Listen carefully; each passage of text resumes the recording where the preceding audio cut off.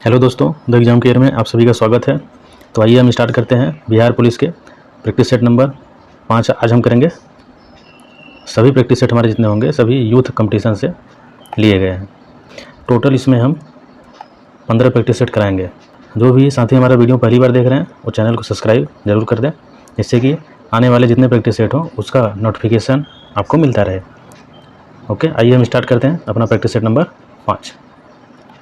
Question number पहला देखते हैं, भारतीय संविधान को लिखने वाली संविधान सभा के उपाध्यक्ष कौन थे?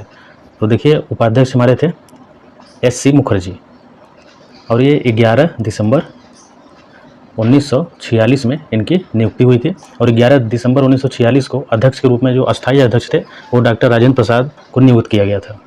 ठीक है, और इसी दिन ही एस.सी. मुखर्जी को उपाध्यक्ष के रूप में नियुक्त किया गया था संविधान सभा का। आते हैं नेक्स्ट क्वेश्चन। क्वेश्चन नंबर 2, भारतीय संविधान का अनुच्छेद 72 निम्नलिखित में से किससे संबंधित है? जो अनुच्छेद 72 है हमारा किससे संबंधित है? ये संबंधित है राष्ट्रपति की क्षमा करने की शक्ति। जो राष्ट्रपति की क्षमा करने की शक्ति है ये अनुच्छेद 72 में इसका उल्लेख किया गया है। तो अनुच्छेद 72 में क्या है कि राष्ट्रपति को किसी अपराध के लिए दोषी ठहराए गए कोई व्यक्ति है, दंड को क्षमा करने का प्रावधान इसमें किया गया है। क्वेश्चन नंबर 3 देखते हैं, भारतीय संविधान का अनुच्छेद 368 से संबंधित है। किससे संबंधित है? हमारा आंसर है यहाँ पे बी, संविधान संशोधन। संविधान के संशोधन से अनुच्छेद 368 संबंधित है। इसे देखिए भाग 20 में रखा गया है। किसमें? भाग 20 में। और 368 जो है ये जो संविधान का संशोधन है कहाँ से लिया गया है? ये लिया गया है दक्षिण अफ्रीका से। दक्षिण अफ्रीका। ओके, आते हैं next question. Question number 4, Bharat के किस राष्ट्रपति को मिसाइल मैन के रूप में जाना जाता है? तो किसे मिसाइल मैन के रूप में जाना जाता है? तो हमारा आंसर हो जाएगा ए, डॉक्टर APJ अब्दुल कलाम को मिसाइल मैन के रूप में जानते हैं। और जो डॉक्टर राजेंद्र प्रसाद हैं ये हमारे भारत के प्रथम राष्ट्रपति रहे हैं। आते हैं नेक्स्ट क्वेश्चन। क्वेश्चन नंबर 5, किसी भी विधेयक को धन विधेयक घोषित करने का निर्णय कौन लेता है? तो किसी विधेयक को धन विधेयक घोषित करने का निर्णय कौन लेते हैं? हमारा आंसर हो जाएगा डी ऑप्शन, लोकसभा के अध्यक्ष। जो लोकसभा के अध्यक्ष हैं वो हमारे जो भी विधेयक होगा किसी विधेयक को धन विधेयक के रूप में घोषित कर सकते हैं, निर्णय लेते हैं। ठीक, और इस समय जो लोकसभा अध्यक्ष हैं वो कौन है? ओम बिरला है, ओम बिरला। आते हैं नेक्स्ट क्वेश्चन। क्वेश्चन नंबर 6 देखते हैं, भारतीय गणराज्य में एक केंद्र शासित प्रदेश के प्रशासनिक प्रमुख को क्या कहा जाता है? तो जो प्रशासनिक प्रमुख होते हैं किसी केंद्र शासित प्रदेश के, उन्हें हम क्या कहते हैं, क्या कहा जाता है? आंसर हो जाएगा ए, उपराज्यपाल। उन्हें उपराज्यपाल कहा जाता है। ठीक, आते हैं नेक्स्ट क्वेश्चन। क्वेश्चन नंबर 7 देखते हैं, भारतीय योजना आयोग का गठन किस वर्ष किया गया था? तो किस वर्ष किया गया था? हमारा आंसर हो जाएगा डी ऑप्शन, 1950। 1950 में योजना आयोग का गठन किया गया था। और इसके जगह पे देखिए अब आ गया है हमारा नीति आयोग। नीति आयोग आ गया है। और नीति आयोग कब आया है? ये हमारा आया है 1 जनवरी 2015 को। नीति आयोग हमारा 1 जनवरी 2015 को आया है। और जो योजना आयोग के अध्यक्ष होते हैं वो हमारे भारत देश के प्रधानमंत्री होते हैं। योजना आयोग का संविधान में कोई उल्लेख नहीं किया गया है, ये भी याद रखिएगा। ठीक, आते हैं नेक्स्ट क्वेश्चन। क्वेश्चन नंबर 8, भारतीय संविधान का कौन सा संशोधन मौलिक अधिकार के रूप में संपत्ति के अधिकार के उन्मूलन से संबंधित है? तो संपत्ति के अधिकार के उन्मूलन से संबंधित है कौन सा हमारा संविधान संशोधन था? डी ऑप्शन हो जाएगा 44वां संविधान संशोधन। ठीक, कब किया गया है? ये किया गया है 1978 में। 1978 में 44वां संविधान संशोधन में क्या था कि संपत्ति के अधिकार को मौलिक अधिकार से हटा दिया गया था। तो इसे कहाँ स्थापित कर दिया गया है? 300 क में। जो संपत्ति का अधिकार है अब इसे 300 क में स्थापित कर दिया गया है।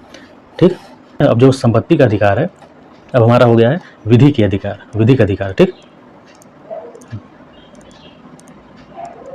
विधिक अधिकार हो गया। तो क्वेश्चन नंबर 9 देखते हैं, 1953 में पहला पिछड़ा वर्ग आयोग की अध्यक्षता में नियुक्त किया गया था। किसको नियुक्त किया गया था? तो हमारा आंसर हो जाएगा ए ऑप्शन, काका कालेलकर। काका कालेलकर को क्या था कि पहला पिछड़ा वर्ग आयोग की अध्यक्षता नियुक्त की गई थी इन्हें। ठीक, आते हैं नेक्स्ट क्वेश्चन। इसमें देखिए क्वेश्चन नंबर 10 में देखते हैं, हैली धूमकेतु अब कब दिखाई देगा? तो हैली धूमकेतु अब कब दिखाई देगा? हमारा 2061 में ये दिखाई देगा। ये जो हैली धूमकेतु है ये हमारा हर 76 वर्ष में दिखाई देगा। नग्न आँखों से हम देख सकते हैं इसे। पिछली बार यह कब दिखाई दिया था? ये 1976 को दिखाई दिया गया था। तो हैली धूमकेतु पिछली बार जो दिखाई दिया गया था वो कब? 1986 में हैली धूमकेतु दिखाई दिया था। अब कब दिखाई देगा? 2061 में। आते हैं next question. Question number 11, GPS उपग्रह कितनी बार पृथ्वी की परिक्रमा करता है? जो जीपीएस का उपग्रह है पृथ्वी का कितनी बार परिक्रमा करता है? तो हमारा आंसर हो जाएगा प्रत्येक 12 घंटे में एक बार। तो प्रत्येक 12 घंटे में एक बार परिक्रमा करता है जो हमारा जीपीएस उपग्रह है। किसका परिक्रमा करता है? पृथ्वी का। ठीक, तो इसका मतलब हो गया कि एक दिन में 2 बार। एक दिन का मतलब है 24 घंटे में, टोटल 24 घंटे में 2 बार परिक्रमा करेगा और प्रत्येक 12 घंटे में एक बार। ठीक, आते हैं next question. Question number 12, granite चट्टानें किस प्रकार की चट्टानें होती हैं? जो हमारा ग्रेनाइट चट्टानें हैं वो किस प्रकार की चट्टानें हैं? ये हमारा एक प्रकार का आंसर यहाँ पे देखिए बी हो जाएगा, आग्नेय चट्टानें हैं। तो किस प्रकार की चट्टानें होते हैं? जो ग्रेनाइट चट्टानें होती हैं वो हमारा आग्नेय चट्टानें होती हैं। ठीक, ये धरातल के नीचे स्थित तप्त एवं तरल पदार्थ, जो चट्टानी पदार्थ होते हैं मैग्मा के ठंडे होकर जम जाने के बाद निर्मित होते हैं, जो ग्रेनाइट की चट्टानें होती हैं। अगले क्वेश्चन में देखते हैं। क्वेश्चन नंबर 13, सहारा रेगिस्तान कहाँ स्थित है? तो जो सहारा रेगिस्तान है वो हमारा स्थित है देखिएगा उत्तर अफ्रीका में। उत्तर अफ्रीका में हमारा क्या स्थित है? सहारा रेगिस्तान। तो जो सहारा रेगिस्तान है ये हमारा देखिएगा विश्व का सबसे गैर ध्रुवीय रेगिस्तान है। ठीक, विश्व का सबसे गैर ध्रुवीय रेगिस्तान है हमारा, और यहाँ पे सबसे कम वर्षा पाई जाती है सहारा रेगिस्तान में। और जो सहारा रेगिस्तान में एकमात्र मीठे पानी की झील है वो है चाड़ झील। क्या है? चाड़ झील। वो कहाँ पाया जाता है? इसी मरुस्थल में पाया जाता है, सहारा रेगिस्तान में। आते हैं नेक्स्ट क्वेश्चन। क्वेश्चन नंबर 14 देख लेते हैं। प्योंगयांग निम्नलिखित देशों में किसकी राजधानी है? तो प्योंगयांग जो है किसकी राजधानी है? तो हमारा आंसर हो जाएगा इसमें बी ऑप्शन, उत्तर कोरिया। उत्तर कोरिया की राजधानी हमारा है प्योंगयांग। कंबोडिया की राजधानी क्या है? कंबोडिया की राजधानी है नियोम्पेन। ठीक, और दक्षिण कोरिया जो है उसकी राजधानी है सियोल। इसकी राजधानी है सियोल। और जो वियतनाम है, वियतनाम की राजधानी क्या है? हनोई। ठीक, इसकी राजधानी है हनोई। आते हैं नेक्स्ट क्वेश्चन। क्वेश्चन नंबर 15, इनमें से कौन सा जल डमरू मध्य भारत के तमिलनाडु को श्रीलंका के मन्नार से पृथक करता है? तो कौन सा जल डमरू मध्य है जो भारत के तमिलनाडु और श्रीलंका के मन्नार को अलग करता है, पृथक करता है? तो कौन सा हो जाएगा आंसर? हमारा आंसर हो जाएगा सी, पाक जल डमरू मध्य। क्वेश्चन नंबर 16 देखते हैं। निम्नलिखित में से कौन सी उन 3 नदियों में से एक नहीं है? यहाँ देखिएगा नहीं है पर ध्यान दीजिएगा, जिसका पारस्परिक प्रभाव उत्तर भारतीय मैदानों के निर्माण के लिए उत्तरदायी है। तो कौन सा नदी उत्तर भारत में नहीं पाई जाती? यहाँ नहीं की बात किया है तो हमारा देखिए सिंधु उत्तर भारत में पाई जाती है, ब्रह्मपुत्र भी, गंगा भी। तो कौन सा नहीं पाई जाती? गोदावरी। गोदावरी नदी हमारा दक्षिण भारत की नदी है। ठीक, सिंधु जो है हमारा अरब सागर में जाके गिरती है, बाकी जो ब्रह्मपुत्र, गंगा और गोदावरी तीनों के तीनों बंगाल की खाड़ी में जाकर गिरते हैं। क्वेश्चन नंबर 17, गर्मियों के मौसम में समाप्ति के समय विशेष कर केरल और कर्नाटक में पूर्व मानसूनी वर्षा होना अत्यंत आम है। इसे प्रायः किस नाम से संदर्भित किया जाता है? तो देखिएगा किस नाम से संदर्भित इसको हम करेंगे तो आंसर हो जाएगा हमारा आम्र वर्षा। इसे आम्र वर्षा के नाम से भी जानते हैं। क्वेश्चन नंबर 18, निम्नलिखित में से कौन सी एक फलीदार फसल है? तो फलीदार फसल देखिए कौन है? हमारा आंसर हो जाएगा दलहन। दलहन हमारा एक प्रकार का फलीदार फसल है। तो देखिएगा इसमें चना, उड़द, मूल, मटर ये सभी हमारे क्या हैं? आदि फसलें, फलीदार फसलें आती हैं। क्वेश्चन नंबर 19 देखते हैं। सिंधु घाटी सभ्यता के इनमें से किस स्थानों में जलाशयों के साक्ष्य मिले हैं? तो कहाँ पे साक्ष्य मिले हैं जलाशयों के?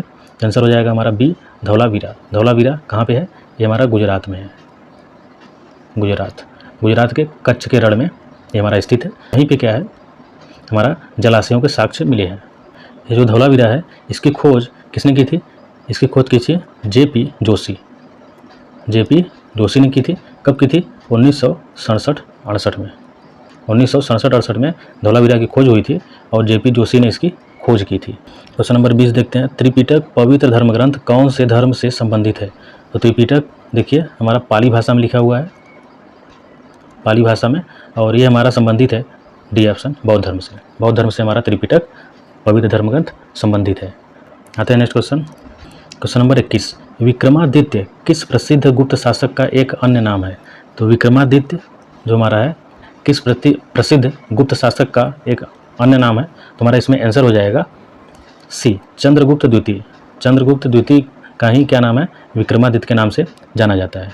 नंबर 22, निम्नलिखित में से कौन सा प्राचीन ग्रंथ पांचवा वेद भी कहा जाता है?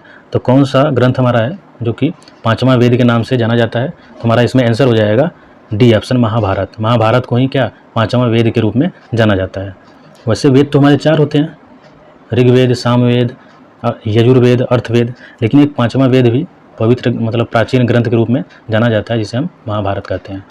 तो नेक्स्ट क्वेश्चन में आते हैं। क्वेश्चन नंबर 23, भारत में सिजदा प्रथा किसने शुरू की थी? जो सिजदा प्रथा है वो किसने शुरू की है? तुम्हारा आंसर हो जाएगा इसमें गियासुद्दीन बलबन। ठीक, तो गियासुद्दीन बलबन ने ही सिजदा प्रथा शुरू की थी। बलबन ने ही एक और प्रथा चालू की थी जिसे कहते हैं पाबोस। पाबोस पाबोस बलबन ने ही स्टार्ट किया था। इसमें क्या था? सुल्तान के पैरों को चूमना। ठीक, तो बलबन ने 2 प्रथा चालू की है, एक सिजदा और एक पाबोस। इन दोनों को याद रखिएगा। सिजदा में क्या होता है? सिजदा में ये होता है कि हमारा सुल्तान को झुककर चरणों को सलाम करना, और पाबोस में क्या होता है कि पैरों को चूमना, सुल्तान के पैरों को चूमना। ठीक, आते हैं next question. Question number 24, Hampi साम्राज्य की राजधानी थी। जो हम्पी है किस साम्राज्य की राजधानी है? तुम्हारा इसमें आंसर हो जाएगा ए, विजयनगर। तो विजयनगर साम्राज्य की जो हमारा राजधानी है वो हमारा है क्या? हम्पी। और जो विजयनगर है इसकी स्थापना किसने की है? इसकी स्थापना देखिए ये 1336 ईस्वी में हुआ था, और 2 भाई थे, कौन कौन? हरिहर और बुक्का। हरिहर और बुक्का ने विजयनगर साम्राज्य की स्थापना की थी 1336 ईस्वी में। ठीक, आते हैं नेक्स्ट क्वेश्चन। क्वेश्चन नंबर 25, इनमें से किसे खान ए खाना की उपाधि से सम्मानित किया गया था? तो खान ए खाना किसे सम्मानित किया गया था इस उपाधि से? तुम्हारा आंसर हो जाएगा बैरम खां। 25 का हमारा देखिए सी आंसर हो जाएगा बैरम खां। बैरम खां को ये खान ए खाना के रूप में जाना जाता है, इस उपाधि से सम्मानित किया गया था। जो बैरम खां हैं वो हमारा अकबर के बाल्यावस्था के समय उनके क्या थे? संरक्षक थे, बैरम खां। क्वेश्चन नंबर 26 देखते हैं। मध्यकालीन भारत के दौरान लिखी गई किताब गीत गोविंदम के लेखक कौन है? तो गीत गोविंदम के लेखक कौन है? तुम्हारा आंसर हो जाएगा इसमें जयदेव। 26 का डी आंसर हो जाएगा जयदेव। जयदेव ने ही क्या लिखा है? गीत गोविंदम। इसको याद रखिएगा। और यहाँ पे रति मंजरी भी जयदेव ने ही लिखा है। जयदेव ने ही एक और लिखा है क्या? रति मंजरी। ठीक, अब तुलसीदास देखिए, तुलसीदास ने तो बहुत कुछ लिखा हुआ है, जैसे रामचरितमानस, दोहावली, गीतावली, विनय पत्रिका, सब तुलसीदास ने लिखा है। कबीर ने क्या क्या लिखा है? कबीरदास ने बीजेक लिखा हुआ है। ठीक, और मीराबाई ने हमारा देखिए गीत गोविंद टीका और राग गोविंद, ये दोनों मीराबाई ने लिखा है। तो जयदेव हमारा इसमें आंसर हो जाएगा। आते हैं नेक्स्ट क्वेश्चन। तो क्वेश्चन नंबर 27 देखते हैं। हैदराबाद का अंतिम निजाम शासक कौन था? तो अंतिम निजाम शासक कौन था हैदराबाद का? तुम्हारा आंसर इसमें हो जाएगा सी ऑप्शन, मीर उस्मान अली खान। तो मीर उस्मान अली खान हमारा हैदराबाद का अंतिम निजाम शासक था। ठीक, आते हैं नेक्स्ट क्वेश्चन। क्वेश्चन नंबर 28 देखते हैं। सर विलियम जोन्स ने एशियाटिक सोसाइटी ऑफ बंगाल की स्थापना किस वर्ष में की थी? ध्यान दीजिएगा, ये सर विलियम जोन्स ने हमारा एशियाटिक सोसाइटी ऑफ बंगाल की स्थापना किए थे। किस सन में किए थे? तुम्हारा आंसर हो जाएगा सी ऑप्शन, 1784। 1784 में सर विलियम जोन्स ने एशियाटिक सोसाइटी ऑफ बंगाल की स्थापना किए थे। आते हैं नेक्स्ट क्वेश्चन। तो क्वेश्चन नंबर 29 देखते हैं। हिंदुस्तान रिपब्लिकन एसोसिएशन का गठन कब किया गया था? तो इसे देखिए HRA के नाम से भी जानते हैं, HRA। और HRA के जो संस्थापक हैं हिंदुस्तान रिपब्लिकन के, वो हमारे हैं सचिंद्र नाथ सान्याल। इन्होंने इसकी स्थापना की थी। कब किए थे? तो 1924 में इसकी स्थापना की गई है, 1924 में।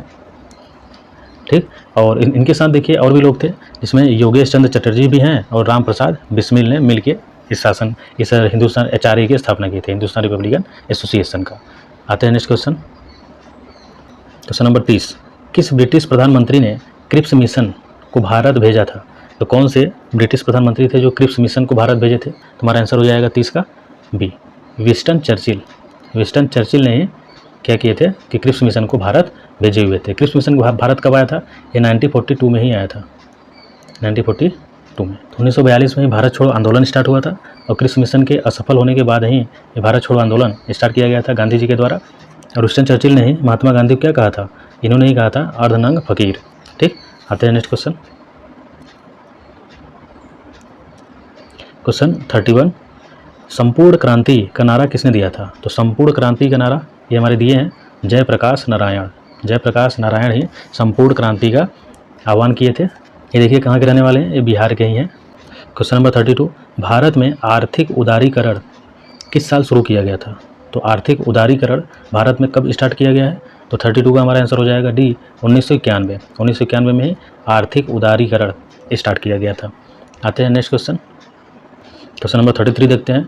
2011 की जनगणना के अनुसार भारत में शहरी ग्रामीण जनसंख्या का अनुपात लगभग कितना था? तो शहरी और ग्रामीण जनसंख्या का अनुपात देखिए तो हमारा आंसर हो जाएगा सी ऑप्शन, 31 और 69। 31 संबंधी 69, 31 संबंधी 69 मतलब हो गया कि शहरी और ग्रामीण में 69 लोग रहते थे 100 में, तो 31 लोग कहाँ रहते थे? शहर में। ठीक, आते हैं नेक्स्ट क्वेश्चन। क्वेश्चन नंबर 34, 2015 में संसद में पेश किया गया जीएसटी विधेयक है। तो जीएसटी जो पेश किया गया है संसद में 2015 में, ये कौन सा विधेयक है? तो हमारा 34 का आंसर हो जाएगा इसमें सी, एक संविधान संशोधक विधेयक है। संविधान के संशोधन के द्वारा ही इसे जोड़ा गया था। ठीक, और ये जो संशोधन है जीएसटी का वो हमारा संविधान संशोधन विधेयक 122वां था, 122वां।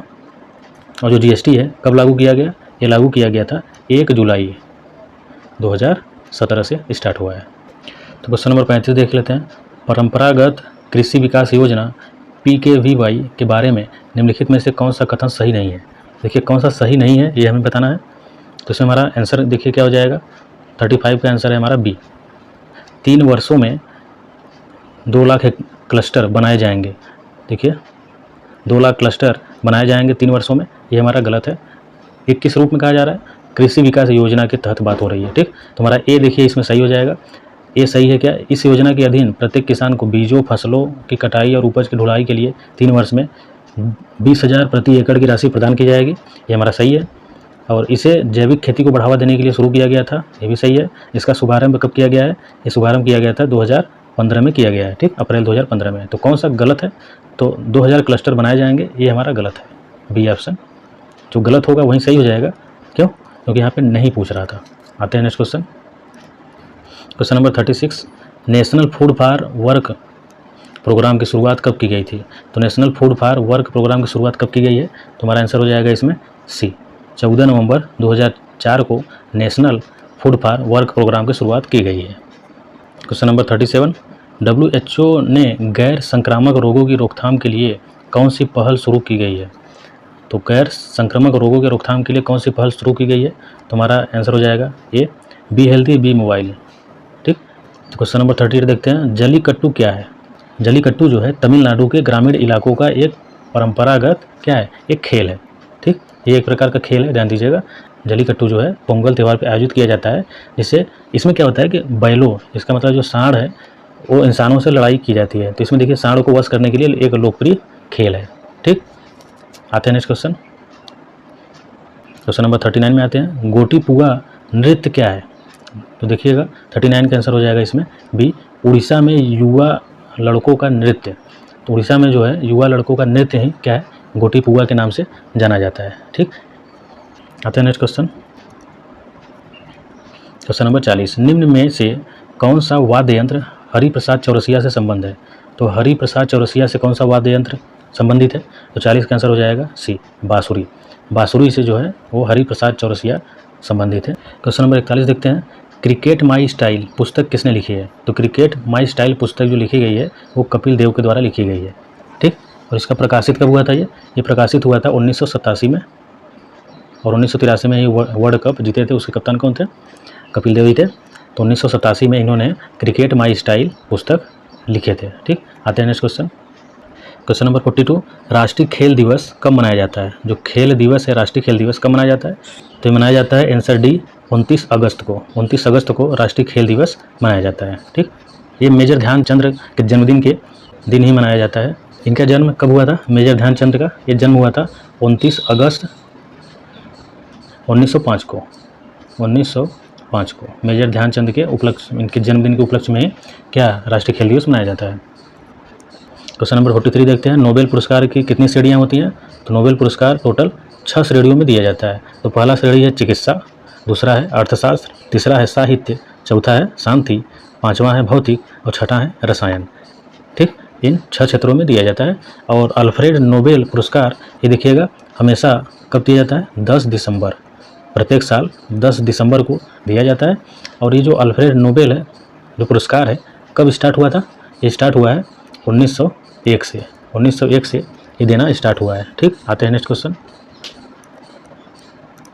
Question number 44, BRICS Development Bank को अब यह नाम दिया गया है। तो ब्रिक्स डेवलपमेंट बैंक को अब क्या नाम दे दिया गया है? तो 44 का आंसर हो जाएगा सी, न्यू डेवलपमेंट बैंक। तो 44 का हमारा सी आंसर हो जाएगा, न्यू डेवलपमेंट बैंक कर दिया गया है। आते हैं नेक्स्ट क्वेश्चन 45, भारत में निर्मित टैंक का नाम है। जो भारत में हमारा टैंक बना हुआ है उसका नाम क्या है? उसका नाम हमारा है अर्जुन। तो आंसर बी हमारा सही हो जाएगा, अर्जुन जो है, अर्जुन टैंक ये भारत में बना हुआ है। आते हैं नेक्स्ट क्वेश्चन। क्वेश्चन नंबर 46, निम्नलिखित में से कौन सा भारत द्वारा विकसित सुपर कंप्यूटर है? तो भारत द्वारा विकसित सुपर कंप्यूटर कौन है? तो 46 का आंसर हो जाएगा डी, परम युवा 2। जो परम युवा 2 है वो हमारा क्या है कि भारत में विकसित कंप्यूटर है। ठीक, जबकि भारत का देखिए भारत का प्रथम जो सुपर कंप्यूटर है उसे क्या माना जाता है? उसे माना जाता है, किसको माना जाता है? परम 8000। परम 8000 को ही भारत का प्रथम सुपर कंप्यूटर माना जाता है। लेकिन प्रेजेंट में क्या है कि भारत द्वारा जो विकसित सुपर कंप्यूटर है वो हमारा परम युवा 2 है। आते हैं नेक्स्ट क्वेश्चन 47, एक बिट डाटा संग्रह के लिए किस सर्किट का प्रयोग होता है? तो 47 का आंसर हो जाएगा B, flip flop. Flip flop में ही हमारा एक बिट डाटा का संग्रह होता है। आते हैं नेक्स्ट क्वेश्चन। क्वेश्चन नंबर 48, वह नेटवर्क था जो इंटरनेट का आधार बन गया। ऐसा कौन सा नेटवर्क था जो इंटरनेट का आधार बन गया? तो 48 का हो जाएगा ए, अर्पानेट। जो अर्पानेट है एक नेटवर्क था लेकिन अब क्या है, इंटरनेट का एक आधार बन गया है। आते हैं next question. Question number 49, Microsoft word में होम की, जो होम की है का उपयोग करने से प्रोसेसर कर्सर को के प्रारंभ में पहुंचा देता है। तो कहाँ पे पहुंचा देता है ये हमें बताना है। तो 49 का हो जाएगा हमारा आंसर डी, एक लाइन के प्रारंभ में पहुंचा देता है। अगर होम की हम अगर क्या कर दें, प्रेस कर दें, दबा दें, तब कहाँ पे? माइक्रोसॉफ्ट वर्ड में। ये एक माइक्रोसॉफ्ट ऑफिस का ही प्रोग्राम है। ठीक, आते हैं नेक्स्ट क्वेश्चन। क्वेश्चन नंबर 50 देख लेते हैं, निम्नलिखित में से कौन सा युग्म ऊर्जा की इकाई को दर्शाता है? ऊर्जा की इकाई में ऊर्जा का जो मात्रक होता है तो क्या क्या होता है? देखिए कौन सी इकाई से, आंसर हमारा डी हो जाएगा, कैलोरी में भी दिखाया जाता है और जूल में भी दिखाया जाता है। ठीक, आते हैं नेक्स्ट क्वेश्चन। क्वेश्चन नंबर 51, निम्नलिखित में से किस उपकरण का उपयोग पनडुब्बियों में समुद्र स्तर के ऊपर की वस्तुओं को देखने के लिए किया जाता है? तो अगर हम पनडुब्बी, इसका मतलब पानी जो समुद्र के अंदर है, तो वहाँ से हम ऊपर की वस्तुओं को देखने के लिए किस यंत्र के माध्यम से देखते हैं? तो देखिएगा 51 हमारा आंसर हो जाएगा डी ऑप्शन, परिदर्शी के माध्यम से ऊपर की वस्तुओं को देखने के लिए प्रयोग किया जाता है। ठीक, तो देखिए पेरीस्कोप भी कहते हैं। क्या कहते हैं? पेरीस्कोप, इसे पेरीस्कोप भी कहा जाता है परिदर्शी को। आते हैं नेक्स्ट क्वेश्चन। क्वेश्चन नंबर 52, कार्य के बारे में निम्नलिखित में से कौन सी बात असत्य है? तो कौन सी बात असत्य है कार्य के बारे में? तो देखिएगा 52 का हमारा क्या हो जाएगा, यह विस्थापन शून्य है तो कार्य शून्य होता है, ये सही है हमारा। किया गया कार्य ऋणात्मक हो सकता है, ये भी सही है। इसकी इकाई जूल है, इसका मतलब मात्रक कार्य का जूल भी होता है, सही है। यह एक सदिश राशि है, नहीं, ये हमारा एक अदिश राशि है, तो ये हमारा सही हो जाएगा क्योंकि हमें क्या बताना था, असत्य। तो ये हमारा एक अदिश राशि होती है, सदिश राशि नहीं होती। ठीक, आते हैं नेक्स्ट क्वेश्चन। क्वेश्चन नंबर 53, मृदा द्वारा जल के अवशोषण से संबंधित सिद्धांत क्या है? तो मृदा द्वारा जल के अवशोषण से संबंधित सिद्धांत जो है हमारा है केशिका क्रिया। जो केशिका क्रिया है वो हमारा मृदा द्वारा जल के अवशोषण से संबंधित सिद्धांत है। और जो केशिका क्रिया होती है, देखिए अन्य में भी होती है, जैसे सोखते द्वारा जो स्याही को सोखता है वहाँ भी केशिका क्रिया द्वारा ही होता है। और भूमिगत जल का ऊपर चढ़ना, ये भी हमारा क्या है, केशिका क्रिया के द्वारा है। सूती कपड़े का जल का फैलना, सूती कपड़े है अगर उस पर जल गिराएंगे तो फैलने लगता है, ये भी हमारा केशिका क्रिया द्वारा ही है। लालटेन एवं लैंप की बत्ती में तेल का चढ़ना भी हमारा क्या है, केशिका क्रिया है। ठीक, और पौधों की जड़ों से जल का पौधों के विभिन्न भागों में पहुंचाना भी हमारा क्या है, केशिका क्रिया है। तो ये सभी हमारे केशिका क्रिया में ही आते हैं। आते हैं next question. Question number 54, stethoscope किस सिद्धांत पर कार्य करता है? स्टेथोस्कोप जो है कौन सा सिद्धांत पर कार्य करता है? तो देखिएगा हमारा आंसर हो जाएगा सी, ध्वनि का परावर्तन। तो ध्वनि का परावर्तन के बेसिस पे ही हमारा क्या कार्य करता है, स्टेथोस्कोप।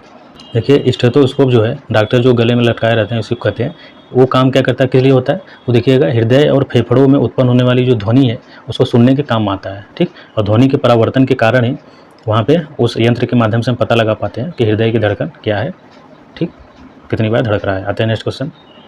क्वेश्चन नंबर 55, भौतिकी में वह कौन सा नियम है जो कहता है कि समान ताप दाब की स्थिति में सभी गैसों के आयतन समान में अणुओं की संख्या समान होती है। तो अणुओं की संख्या जो है समान होती है समान आयतन में, कब, जब समान ताप दाब की स्थिति में हो तब। तो कौन सा नियम कहता है, आंसर बी हो जाएगा, अवोगाद्रो का नियम। यह अवोगाद्रो का नियम ही है जो बताता है कि समान ताप दाब की स्थिति में गैसों के समान आयतन में क्या होगा, अणुओं की संख्या समान होती है। आते हैं नेक्स्ट क्वेश्चन।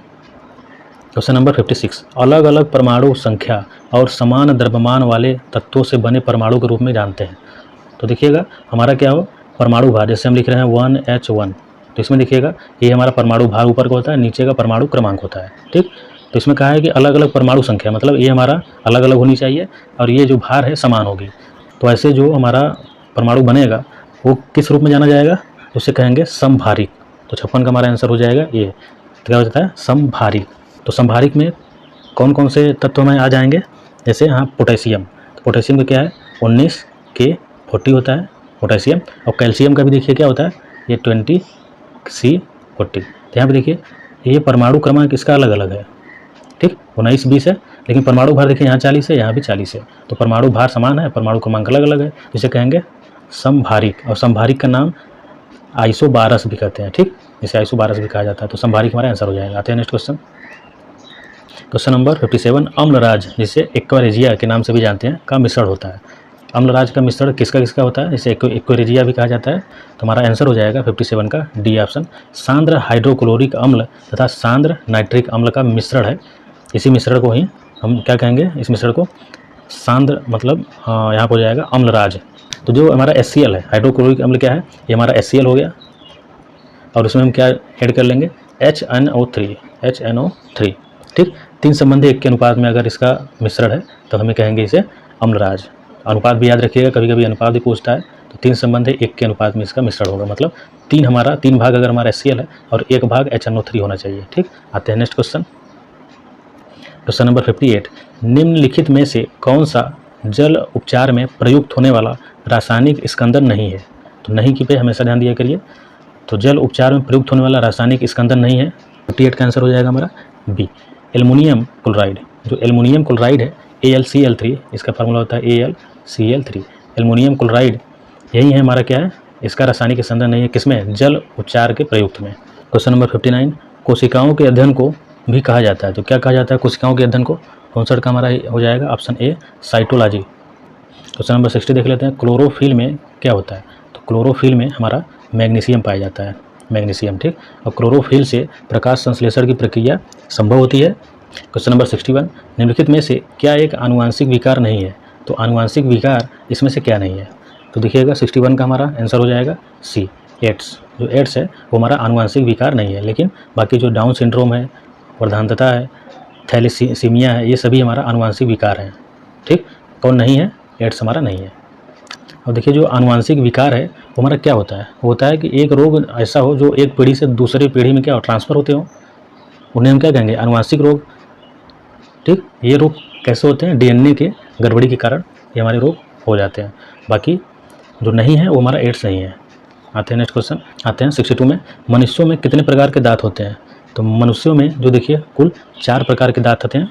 तो आंसर हमारा ए हो जाएगा। कौन कौन से, कृंतक या छेदक। पहला है कृंतक या छेदक, दूसरा है भेदक या रदनक, ठीक। जो तीसरा है अग्रचवर्णक और जो चौथा है चवर्णक। तो सभी को याद कर लीजिएगा, हम बोल दे रहे हैं फिर से, कृंतक या छेदक, और भेदक जो सेकंड है हमारा भेदक या रदनक भी कहते हैं इसे, तीसरा जो है अग्रचवर्णक और जो चौथा है चवर्णक। तो याद रखिएगा। आते हैं नेक्स्ट क्वेश्चन। क्वेश्चन नंबर 63, मानव रक्त का रंग लाल क्यों होता है। तो किसके कारण से जो मनुष्य का जो खून है, ब्लड है, वो लाल रंग क्यों होता है, किसके कारण। तो हमारा आंसर हो जाएगा 63 का बी, हीमोग्लोबिन के कारण। हीमोग्लोबिन के कारण ही मानव का रक्त क्या होता है, लाल होता है। 64 में देखते हैं, निम्नलिखित में से कौन उपभोक्ता के अंतर्गत नहीं आता। तो उपभोक्ता के अंतर्गत कौन नहीं आता, नहीं की बात याद करिएगा, कौन नहीं आता, तो हमारा आंसर हो जाएगा डी, स्वपोषी। ठीक, 64 का हमारा क्या हो जाएगा, डी, स्वपोषी। ये देखिए उपभोक्ता रूप में नहीं आता, तो स्वपोषी को उपभोक्ता नहीं कहते हैं, इसे हम क्या कहते हैं, इसे कहा जाता है उत्पादक। ये उत्पादक होते हैं जिसे स्वपोषी कहा जाता है। बाकी उपभोक्ता जो है, इसके बाद जो शाकाहारी है उपभोक्ता के रूप में आता है, मांसाहारी भी, सर्वाहारी भी, सभी उपभोक्ता के प्रकार हैं, लेकिन स्वपोषी जो है उत्पादक का ही प्रकार है। आते हैं नेक्स्ट क्वेश्चन।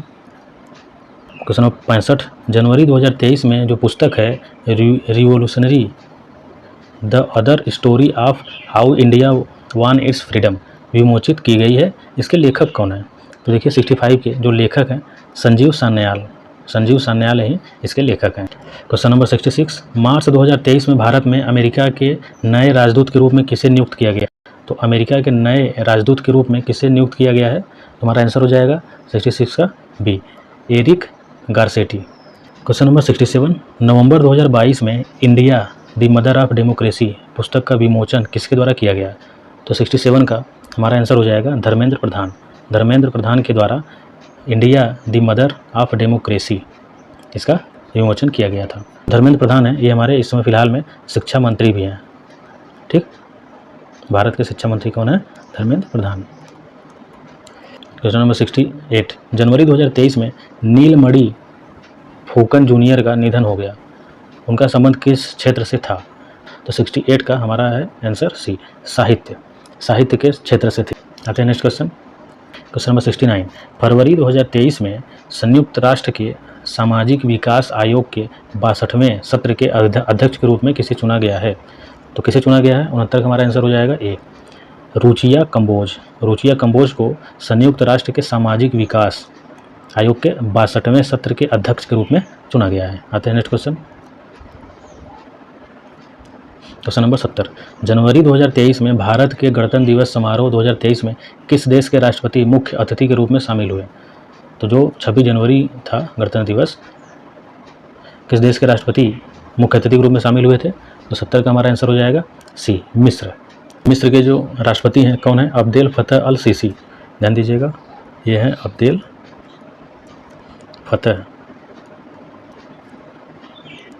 फतेह अल सीसी। ठीक, आते हैं नेक्स्ट क्वेश्चन। अब देखिएगा इसके आगे हमारा रीजनिंग और मैथ है। रीजनिंग मैथ का क्वेश्चन हम यहाँ नहीं करा रहे हैं, सिर्फ जीके जीएस, हिंदी अंग्रेजी और करंट अफेयर जितने भी होंगे सभी कराएंगे। आते हैं नेक्स्ट क्वेश्चन में। तो question number 81, select the most appropriate synonym of the given word spurn जो है, देखिएगा इसका सिनोनिम क्या हो जाएगा स्पर्ण का? तो हमारा आंसर हो जाएगा ये डिस्पाइस। जो डिस्पाइस है स्पर्ण का, स्पर्ण देखिए क्या होता है? तिरस्कार। इसको अगर हिंदी में कहें तो होता है तिरस्कार। ठीक, और बाकी जो डिस्पाइस है, डिस्पाइस का अर्थ क्या हो जाएगा यहाँ पे? घृणा। सिनोनिम क्या है इसका? हो जाता है घृणा। ठीक, आते हैं next question. Question number 82, select the most appropriate option that can substitute the underlined segment in the given sentence if there is no need to substitute it, select no substitution required. देखिएगा इसमें हम इसके place पे जो clean and air है, इसके place पे अगर कोई मिस्टेक है तो यहाँ पे हम क्या पुटअप कर सकते हैं? अगर कोई पुटअप नहीं करना है तो हमें आंसर डी चॉइस कर लेना पड़ेगा। तो कौन सा आंसर इसमें हो जाएगा देखते हैं। Trees clean and air and remove polluted gases. तो हमारा इसमें देखिए आंसर हो जाएगा ए, क्लीन द एयर। जो एयर है, एयर के पहले एन नहीं लगता, यहाँ पे द लगेगा, तो ट्रीज क्लीन द एयर होना चाहिए था। ठीक, तो हमारा ए ऑप्शन सही हो जाएगा। Question number 83, the incorrectly spelled word. तो इसमें से कौन सा ऐसा वर्ड है जो कि इनकरेक्ट लिखा गया है, उसको सही बताना, मतलब जो इनकरेक्ट होगा वो हमारा सही हो जाएगा। तो 83 का देखिए हमारा आंसर है इसमें बी, डिसओबीडिएंट। ये हमारा गलत लिखा गया है, बाकी सभी सही है। तो देखिएगा यहाँ पे डिसओबीडिएंट में ये हमारा जो ए लगा हुआ है वो हमारा गलत है, ये हमारा ए नहीं होना चाहिए था। Question number 84, the following sentence has been split into 4 segment, identify the segment that contains grammatical error. 4 part में डिवाइड कर लिया गया है, 1 2, तो 1 हो गया, 2 हो गया, 3, 1 2 3 4, 4 पार्ट में डिवाइड है। तो किसमें हमारा एरर है वो हमें बताना है। तो Tagore was a poet as well as patriot. ठीक, तो हमारा आंसर हो जाएगा 84 का बी, एज वेल। तो एज वेल हमारा सही हो जाएगा। एज वेल एज हमारा यहाँ पे एरर है, यहाँ पे क्या होना चाहिए था? As well as. जब भी आता है एज वे ले जाता है, सिर्फ एलिवेज नहीं आता। ठीक, आते हैं next question. Question number 85, select the most appropriate option to fill in the blanks.